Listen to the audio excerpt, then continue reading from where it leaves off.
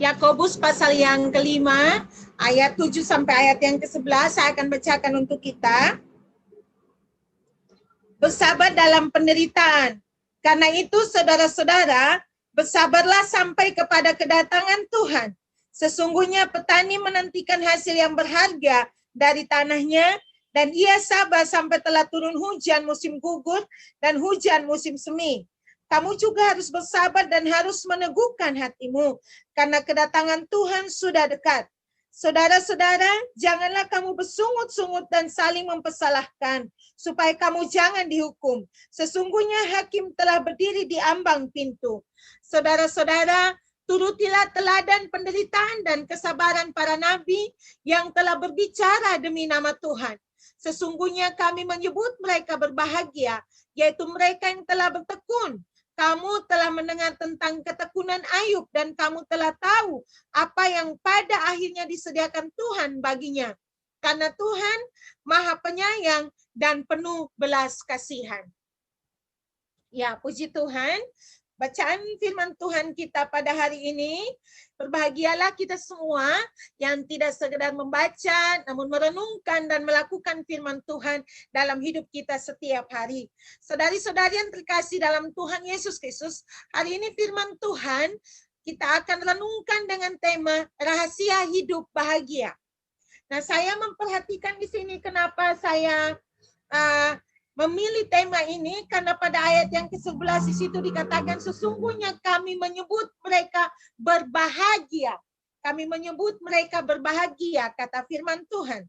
Dan saya sangat diberkati oleh firman Tuhan ini, bahwa mereka yang berbahagia, mereka yang diberkati, mereka yang hidup dengan penuh dengan berkat yang daripada Tuhan, mereka yang disebut orang ataupun merasakan di dalam hidup mereka bahagia, itu adalah orang-orang yang sebenarnya sangat beruntung. Nah, semua manusia di dunia ini berharap untuk bisa hidup bahagia. Tetapi kadang-kadang karena kehidupan atau kesulitan hidup membuat orang kehilangan yang namanya rasa bahagia. Atau mungkin hidupnya ada hal-hal yang tidak sesuai dengan apa yang dia inginkan atau dia rindukan, membuat dia menjadi kurang bahagia atau bahkan tidak bahagia. Maka hari ini, biarlah dengan tema firman Tuhan ini, rahasia hidup bahagia, kita akan belajar 3 kebenaran penting yang akan memberkati kita semua. Yang pertama, mari kita perhatikan pada pendahuluan. Kita perhatikan di sini, surat Yakobus ditulis oleh Yakobus. Nah, surat ini terdiri dari 5 pasal. Yakobus menyebut dirinya hamba Allah dan hamba Tuhan Yesus Kristus. Surat ini ditujukan kepada ke-12 suku di perantauan. Nah, artinya 12 suku di perantauan artinya bahwa mereka adalah orang-orang Kristen Yahudi yang tidak tinggal di daerah Palestina atau tidak tinggal di Israel, tapi mereka tersebar ada di mana-mana, dan Yakobus memberikan surat ini kepada mereka. Kenapa? Karena ada banyak hal yang terjadi di dalam kehidupan mereka secara khusus. Kalau saya perhatikan pada perikop sebelumnya dari pasal ini, yaitu pasal 5 ayat 1 sampai ayat yang ke-6, di situ menuliskan bahwa mereka dianiaya, mereka juga mereka mendapatkan perlakuan yang tidak adil daripada saudara-saudara ataupun para orang-orang kaya yang mereka bekerja pada orang-orang itu, mereka diperlakukan dengan tidak benar. Maka upah mereka juga tidak dibayar. Pokoknya kehidupan mereka sangat ditekan, berada dalam tekanan. Nah, di saat seperti itu surat ini disampaikan kepada mereka. Nah, apa saja rahasia yang disampaikan oleh Yakobus agar hidup orang-orang ini bisa merasakan kebahagiaan yang daripada Tuhan? Kita melihat satu persatu. Next slide, please. Rahasia yang pertama adalah supaya hidup bahagia. Rahasia hidup bahagia adalah be patient atau sabar. Ayat yang saya bacakan bagi kita semua adalah ayat 7 dan 8. Karena itu saudara-saudara, bersabarlah sampai kepada kedatangan Tuhan. Sesungguhnya petani menantikan hasil yang berharga dari tanahnya, dan ia sabar sampai telah turun hujan musim gugur dan hujan musim semi. Kamu juga Harus bersabar dan harus meneguhkan hatimu karena kedatangan Tuhan sudah dekat. Nah, saudara-saudari yang terkasih dalam Tuhan Yesus Kristus, berbicara tentang sabar, bahasa asli yang digunakan di sini adalah makrotume. Artinya makrotumeo ini artinya bahwa have patience atau memiliki kesabaran. Nah, ini juga sama artinya dengan hupomeno yang artinya saya sudah pernah beritahukan beberapa minggu yang lalu tentang berada di bawah atau di belakang, menanggung, tetap bertahan, menjalani itu dan punya ketabahan. Nah, dalam Kamus Besar Bahasa Indonesia, kata sabar ini diartikan tahan menghadapi cobaan, tidak lekas marah, tidak lekas putus asa, tidak lekas patah hati. Sabar juga berarti tabah, sabar juga berarti tenang, sabar juga berarti tidak tergesa-gesa, sabar juga berarti tidak terburu nafsu. Nah, kenapa saya sampaikan kepada kita semua makna atau arti kata dari menjadi sabar atau be patient ini, karena ini maknanya sangat penting dan untuk melakukannya pun sangat-sangat sulit. Tetapi Tuhan katakan ini adalah salah satu hal yang harus kita lakukan supaya kita bisa hidup bahagia. Kenapa? Karena kehidupan kita penuh dengan banyak cobaan. Nah, cobaan itu datangnya dari apa? Dari cara hidup kita yang tidak benar kadang-kadang di hadapan Tuhan. Tetapi kadang-kadang Tuhan mengizinkan ujian supaya apa? Supaya kita bisa naik dalam level iman kita. Nah, saudari-saudari yang terkasih dalam Tuhan Yesus, bicara tentang kesabaran atau menjadi sabar ataupun tetap teguh, bertahan, bersabar dalam setiap penganiayaan ataupun hal apapun yang kita hadapi, ini adalah satu tindakan yang benar-benar membutuhkan membangun hubungan pribadi dengan Tuhan dengan baik. Maka itu bisa dibuat. The next slide, please. Di sini saya memberikan satu kalimat yang menurut saya sangat memberkati saya. Bahwa di dalam pergumulan apapun pasti ada waktunya untuk selesai.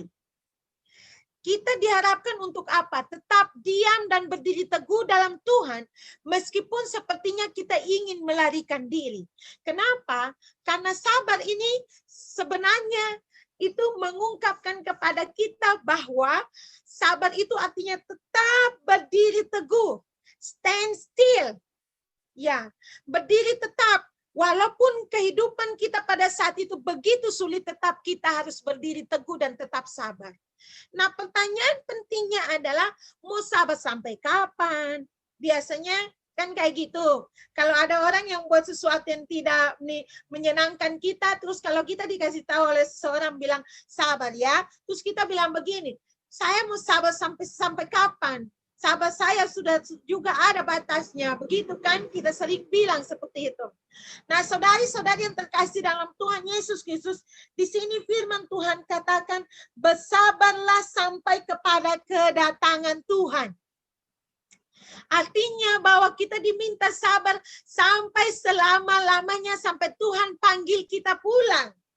Sampai pada kedatangan Tuhan atau parousia itu artinya ketika Tuhan datang lagi yang kedua kali, kita tidak tahu kapan Tuhan akan datang yang kedua kalinya. Tetapi dikatakan firman Tuhan bahwa kita harus sabar sampai dia datang. Nah, mungkin saja dalam penantian kita menantikan Tuhan untuk datang kembali, di saat seperti itu kita sudah dipanggil Tuhan pulang. Maka kesabaran kita harus sampai akhir daripada hidup kita. Nah, kesabaran itu adalah pendidikan hidup atau sekolah kehidupan yang membuktikan faithfulnya kita kepada Tuhan atau kesetiaan kita kepada Tuhan. Kalau mau bahagia harus sabar. Karena kalau orang yang tidak sabar pasti akan apa? Marah-marah. Akan apa? Cepat putus asa. Dia akan patah hati. Hidupnya akan menjadi apa? Tidak tenang, kan hatinya yang tidak tenang. Dia tidak akan pernah yang namanya tenang, tapi dia akan mulai kesana kemari buat hal-hal yang tidak benar di hadapan Tuhan. Justru saya mau katakan ya, kalau orang yang tidak sabar, bukannya menolong dia untuk menyelesaikan masalah, tetapi justru akan menciptakan masalah baru. Ya, saya belajar. Kalau kita tidak sabar, sama seperti saya yang cerewet ini, kalau saya tidak sabar, pas orang buat sesuatu yang menyakiti saya, semua hal saya keluarkan dari mulut saya. Dan itu akan menciptakan masalah baru. Kenapa? Karena saya menciptakan luka atau meninggalkan luka bagi siapapun yang mendengarkan perkataan saya. Maka sabar itu bukan hanya saja membuat kita bahagia, tetapi membuat orang lain yang ada di sekitar kita pun merasakan kebahagiaan. Maka supaya kita mau bisa hidup bahagia, bersabarlah. Bersabar dengan sungguh-sungguh sampai Tuhan Yesus panggil pulang, belajar untuk tetap sabar. Nah, ada 3 hal yang disampaikan di dalam firman Tuhan ini tentang sabar. Harus sabar seperti siapa? Yang pertama itu dikatakan sabar seperti petani. Can you go back to the okay, thank you so much. Sabar seperti petani, sabar juga seperti para nabi, dan sabar seperti Ayub. Nah, petani dikatakan di sini, kamu juga harus bersabar dan meneguhkan hatimu karena kedatangan Tuhan sudah dekat. Nah, sesungguhnya petani menantikan hasil yang berharga dari tanahnya dan ia sabar sampai telah turun hujan musim gugur dan hujan musim semi. Nah, ini sangat luar biasa. Kita diajarkan untuk sama seperti petani, sabar menantikan hujan turun, sabar untuk menanam, sabar untuk merawat, dan sabar juga untuk menuai. Saya ingat waktu saya di Gorontalo, saya bertani jagung. Di sana itu kan kadang-kadang kalau kita tidak pintar untuk memilih atau melihat waktu yang tepat, itu akan terjadi kita salah menanam di waktu yang tidak tepat. Maka harus sabar, tunggu sampai hujan itu turun, sampai tanahnya cukup basahnya untuk bisa ditanam jagungnya. Nah, setelah jagungnya ditanam, sabar lagi tunggu dia tumbuh. Setelah dia tumbuh agak sedikit tinggi, sabar lagi tunggu waktunya supaya disemprot, supaya rumput-rumputnya mati. Setelah itu sabar lagi tunggu sampai harus dipupuk lagi. Kadang dipupuk sampai 2 kali. Setelah itu sabar lagi sampai nanti tanaman jagung itu akan dipanen. Nah, pada saat panen pun sabar lagi. Kenapa? Karena biasanya panen itu pada musim panas. Jadi kalau panas itu, ya ampun, saya sudah bilang, tidak tertahu pun gigi di luar karena saking panasnya. Tetapi Tuhan mengajarkan kita untuk apa? Kita harus sabar sama seperti petani menantikan musim hujan, setiap prosesnya sampai dia mendapatkan hasil. Kenapa? Karena kesabaran itu mendatangkan hal yang baik, bahkan dikatakan kebahagiaan. Bukan hanya untuk kita saja, tetapi juga untuk orang lain. Yang kedua, kenapa ada satu lagi contohnya itu sabar seperti para nabi. Ada begitu banyak nabi yang ada di Alkitab, tapi saya sangat ingat tentang Yeremia. Kalau kita perhatikan Yeremia, ketika dia memberitakan firman Tuhan kepada umat Tuhan, mereka tidak dengarkan dia. Justru mereka menghukum dia, dimasukkan dalam sumur, dia dimasukkan dianiaya. Dia menghadapi begitu banyak kesulitan hidup. Tetapi dalam situasi itu pun dia tetap bersabar. Dan sampai akhir hidupnya, dia tetap setia memberitakan Injil. Dan yang berikutnya tentang Ayub. Nah, berbicara tentang Ayub, ini kesabaran yang sangat luar biasa. Tuhan sudah ambil semua yang dia punya. Tuhan buat dia sakit sampai sudah mau mati. Bahkan Tuhan memberikan dia teman-teman pun yang hanya mempersalahkan dia.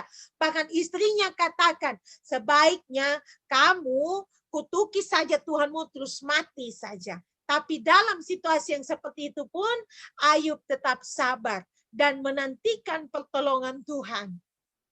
Dia tahu bahwa Tuhan pada waktunya akan tolong dia. Nah, itu hal yang pertama. Next slide, please. Hal yang another slide. Hal yang kedua adalah rahasia supaya kita hidup bahagia adalah tidak bersungut-sungut. Nah, saudari-saudari yang terkasih dalam Tuhan Yesus Kristus, ayat yang ke-9 dikatakan, saudara-saudara, janganlah kamu bersungut-sungut dan saling mempersalahkan, supaya kamu jangan dihukum. Sesungguhnya hakim telah berdiri di ambang pintu. Saya ingat kembali kepada kitab Kejadian pasal 3 ketika Adam dan Hawa jatuh dalam dosa. Ketika itu Adam persalahkan Hawa. Hawa salahkan ular. Dan setelah itu mereka satu dengan yang lain saling mempersalahkan. Nah, itu menciptakan kehidupan pribadi lepas pribadi yang tidak bahagia. Hati tidak tenang, hidup tidak tenang, hubungan satu dengan yang lain menjadi rusak. Kenapa? Karena mereka saling mempersalahkan. Nah, firman Tuhan tentang kata janganlah kamu bersungut-sungut. Arti kata bersungut-sungut ini adalah saling mempersalahkan. Dan bersungut-sungut ini mengungkapkan bahwa ketidaksabaran kepada Tuhan. Makanya they are grumbling, murmuring, grumbling, bilang sama Tuhan, kenapa ini harus terjadi? Dan juga mereka karena tidak sabar kepada Tuhan, mengakibatkan mereka tidak sabar terhadap sesama. So when you are not being patient in everything that God allow you to go through, then you will start to grumble. When you start to grumble, you will also start to blame other people. Ya, kenapa? Karena kita merasa bahwa kita tidak bisa sabar terhadap Tuhan, terhadap apa yang Tuhan lakukan kepada kita, maka kita mulai apa? Kita persalahkan Tuhan. Di saat yang sama kita juga persalahkan orang di sekitar kita. Nah, itu naturnya manusia. Nah, hari ini kita belajar untuk tidak bersungut-sungut supaya kita bahagia. Tidak bersungut-sungut juga mempunyai arti bahwa kita tidak akan cepat marah dan tidak akan saling menyalahkan. Masalah tidak akan selesai kalau kita bersungut-sungut. Tetapi kalau kita diam dengan tenang menantikan pertolongan Tuhan, bahkan masalah akan selesai. Tuhan kasih kita hikmat untuk menyelesaikannya. Saya tidak tahu, mungkin kita punya masalah dalam kehidupan rumah tangga, masalah dalam pekerjaan, masalah dengan hubungan dengan sesama, dengan teman atau apapun itu. Tetapi firman Tuhan katakan, jangan saling mempersalahkan. Kita tidak boleh bersungut-sungut di hadapan Tuhan ataupun bersungut-sungut dan mengungkapkan ketidaksabaran kita kepada sesama kita. Jangan cepat marah karena itu akan menghilangkan kebahagiaan. Jangan salahkan, jangan menyalahkan siapapun. Tetapi yang harus kita lakukan adalah duduk diam dengan tenang di hadapan Tuhan. Minta pertolongan Tuhan. Dan kalaupun ada hal-hal yang sangat berat, mintalah kepada hamba Tuhan atau orang-orang yang kita percaya bahwa mereka mampu untuk memberikan kita pertolongan, nasihat, mendoakan kita supaya apa? Kita keluar dari masalah. Karena kalaupun kita mau salahkan orang, tidak akan selesai. Justru kita tambah masalah. Kita bersungut-sungut, masalah tidak selesai. Yang ada kita malah mungkin bisa sakit karena terlalu banyak marah-marah, terlalu banyak ngomel-ngomel, otak kita yang tidak tenang, hati yang tidak dengan sukacita menjalani hidup. Nah, itu yang kedua. Saya mengingat ya, tentang hal bersungut-sungut ini, saya selalu ingat kepada bangsa Israel ketika mereka keluar daripada tanah Mesir menuju kepada tanah perjanjian. Yeah, I always remember, if I think about grumbling, I always remember the people of Israel when God bring them out from Egypt. Ya, kenapa mereka sampai begitu lama perjalanan 40 tahun dari Mesir sampai kepada tanah perjanjian? Begitu lama. Itu karena sikap kehidupan mereka. Mereka mengalami begitu banyak tantangan. Baru saja keluar di Laut Teberau, di situ mereka sudah mulai untuk bersungut-sungut. Bahkan perjalanan kehidupan mereka sepanjang 40 tahun sampai di tanah perjanjian. Begitu banyak dikatakan dalam firman Tuhan, mereka bersungut-sungut. Nah, ketika mereka bersungut-sungut itulah apa yang terjadi. Kesulitan hidup menimpa mereka. Bahkan karena ketidaktaatan mereka, sungut-sungut mereka kepada Tuhan, kita lihat hanya beberapa orang saja yang masuk dalam tanah perjanjian. Nah, kembali kepada kita semua hari ini. Dimanapun kita, apapun pekerjaan kita, seperti apapun hidup kita, jangan bersungut-sungut tetapi bersyukur kepada Tuhan. Kalau susah, minta tolong Tuhan. Kalau senang, bersyukur kepada Tuhan. Jangan pernah jauh daripada Tuhan. Jangan salahkan teman, jangan salahkan siapapun, tetapi mengintrospeksi diri, mencari jalan keluar supaya Tuhan tolong kita. yang kedua, sekarang kita ke yang ketiga. The next slide, please. Ya, ayat yang ke-10 dan 11 di sini saya sangat senang membaca firman Tuhan ini. Saudara-saudara, turutilah teladan penderitaan dan kesabaran para nabi yang telah berbicara demi nama Tuhan. Sesungguhnya kami menyebut mereka berbahagia, yaitu mereka yang telah bertekun. Kamu telah mendengar tentang ketekunan Ayub dan kamu telah tahu apa yang pada akhirnya disediakan Tuhan baginya. Karena Tuhan Maha Penyayang dan penuh belas kasihan. Hal ketiga yang harus kita lakukan supaya kita bisa bahagia adalah bertekun menantikan pertolongan Tuhan. Ya, secara khusus pada ayat yang ke-11 di sini diberikan contoh tentang kehidupan Ayub. Tapi ada 2 kali kata ini digunakan, yaitu tentang kata bertekun dan ketekunan.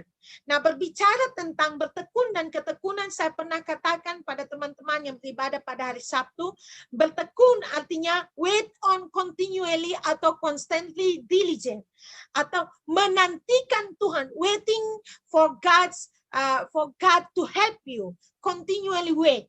Ya, jadi menunggu atau menanti dengan terus-menerus pertolongan Tuhan.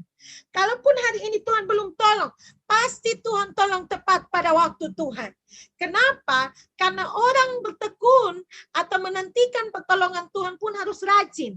Tidak bisa kita malas-malas menantikan Tuhan. Hari ini tunggu, besok Tuhan tidak buat, mulailah kita datang dan bersungut-sungut. Tidak mau untuk sabar, tetapi marah-marah, mengomel. No, Tuhan bilang, wait on God continually. Artinya kita harus tunggu Tuhan, bertekun menantikan pertolongan Tuhan. Maka kita akan sangat bahagia karena damai sejahtera. Ada hal yang begitu luar biasa yang Tuhan berikan di dalam hati kita. Lahir dari hati sukacita yang tidak dipengaruhi oleh keadaan, tetapi sukacita itu berasal daripada Tuhan. Maka ada 2 kalimat penting di sini yang saya tulis adalah tidak ada kemenangan tanpa peperangan. Ya, kalau nggak ada yang perang, maka tidak ada orang bilang menang atau kalah. Tetapi hari ini kita tidak berperang seperti orang-orang pada zaman dahulu. Kita berperang melawan diri kita sendiri, keinginan kita sendiri, berperang melawan pikiran kita, hati kita. Semua yang paling penting adalah harus menang dari diri sendiri dulu. Kenapa? Kalau orang bisa menang dari diri sendiri, artinya dia betul-betul apa? Tahu siapa dirinya, tahu bagaimana menempatkan Tuhan di dalam dirinya, maka dia akan menang terhadap kuasa kegelapan, terhadap hidup yang tidak menyenangkan di sekitar dia, dia akan terus bersukacita dan berbahagia. Nah, kalimat yang kedua, saya katakan bahwa jika kita menginginkan berkat, kita harus bersiap untuk memikul beban dan berperang atau berjuang. Ya, jangan hanya mau enaknya doang, tidak mau susah. Yang namanya berkat akan datang kalau kita sudah lewati satu kesulitan. Nanti ada lagi berkat, ada kesulitan lagi, ada lagi berkat. Berkat itu bukan hanya tentang materi saja, tetapi kebahagiaan, ataupun bisa hidup satu hari ini, apapun itu hal-hal kecil yang Tuhan kerjakan. Bagi kita itu adalah berkat Tuhan bagi kita. Maka bertekunlah menantikan pertolongan Tuhan. Karena Tuhan Maha Penyayang dan penuh belas kasihan. Ya, kesimpulan untuk firman Tuhan bagi kita hari ini. Next slide, please. Kesimpulannya bagi kita semua, jika saudara-saudari ingin hidup tenang dan bahagia, maka sabarlah dalam menghadapi segala tekanan hidup. Jangan bersungut-sungut dan mempersalahkan orang lain. Bertekunlah dalam membangun hubungan pribadi dengan Tuhan saat kesulitan maupun saat senang, agar dalam susah maupun senang sukacita yang tidak dipengaruhi oleh keadaan diberikan Tuhan kepada kita, karena sukacita yang sesungguhnya adalah daripada Tuhan Allah saja. Amin untuk firman Tuhan. Mari kita berdoa. Bapa, kami bersyukur bahwa Engkau mengingatkan kami kembali. Rahasianya untuk kami hidup bahagia adalah kami harus sabar. memang ini sangat tidak mudah. Tetapi kalau dekat dengan Tuhan, punya hubungan yang baik dengan Tuhan, maka ini bisa kami lakukan karena Tuhan saja yang memampukan. Kami juga diajarkan untuk tidak bersungut-sungut dan mempersalahkan orang lain atau bahkan menyalahkan Tuhan. Tetapi benar-benar tahu bahwa dalam situasi apapun kami harus bersyukur dan menantikan dengan tekun pertolongan Tuhan. Terima kasih Tuhan untuk segala sesuatu yang Tuhan berikan bagi kami. Kami sangat bersyukur. Kami yakin dan percaya Engkau Allah yang baik, yang selalu dan senantiasa menyertai memberkati kami. Hanya di dalam nama Tuhan Yesus Kristus kami berdoa. Haleluya. Amin.